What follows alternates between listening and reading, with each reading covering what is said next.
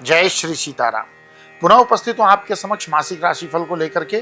और आज की इस राशिफल की श्रृंखला में हम बात करने वाले हैं तुला राशि के जातकों को लेकर के। तुला राशि के जातकों के लिए नवंबर 2025 अपने पिटारे में क्या लेकर के आ रहा है, कौन से ग्रह गोचर का राशि परिवर्तन किस प्रकार का इम्पैक्ट डालेगा, क्या चुनौतियां जीवन में मिलेंगी, कहां पर मिलेगा अवसर, इन सभी बातों पर विस्तृत चर्चा करेंगे। लेकिन सबसे पहले जानते हैं कि 9 के 9 ग्रह आपके लिए क्या संकेत कर रहे हैं, एक बार उसका विश्लेषण करते हैं। सबसे पहले बात करें सूर्य की, तो 16 नवंबर तक आपकी राशि यानी प्रथम भाव में रहेंगे, जहां ये नीच स्थिति में रहकर थोड़ी थकावट, आत्मसंघर्ष और आपको मानसिक उलझन दे सकते हैं, क्योंकि आपकी राशि में ही नीच राशि में है।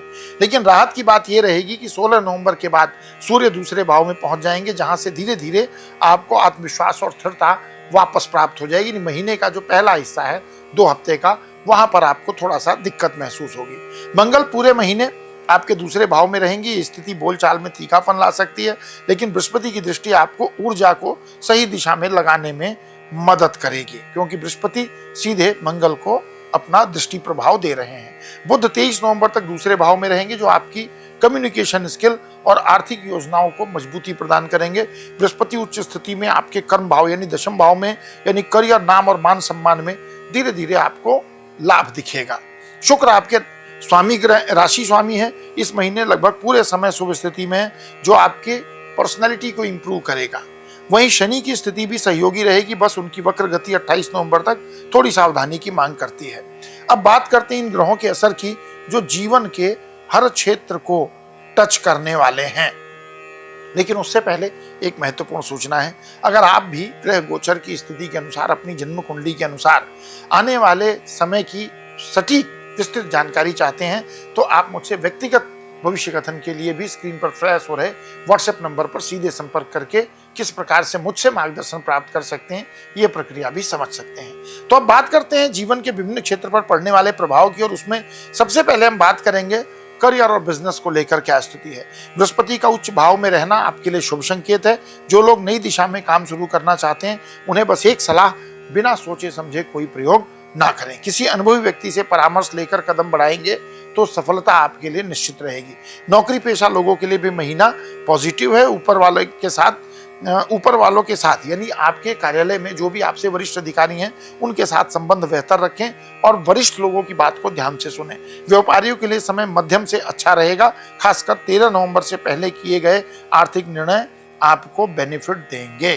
फाइनेंशियल सिचुएशन की बात करें तो आर्थिक दृष्टि से नवंबर का महीना थोड़ा धीमा रहेगा, क्योंकि लाभ भाव के स्वामी सूर्य नीच स्थिति में रहेंगे। आपके प्रयास का फल थोड़े देर से मिलेगा, लेकिन दूसरे हिस्से में जब सूर्य धन भाव में आएंगे तो कमाई के साथ साथ बचत की भी कैपेबिलिटी इंक्रीज होगी।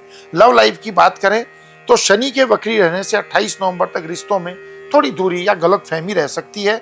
आपके शब्दों के अर्थ को समझने वाला गलत अर्थ लगा सकता है। आप तो सही बोलेंगे, लेकिन सामने वाला गलत समझ सकता है। ऐसे में संवाद की स्पष्टता यानी क्लैरिटी, कम्युनिकेशन की क्लैरिटी एक बहुत बड़ा मंत्र रहेगा आपके लिए। शुक्र का साथ रहेगा, जो प्रेम संबंधों को स्थिर बनाए रखेगा इन सभी विवादों के बाद भी।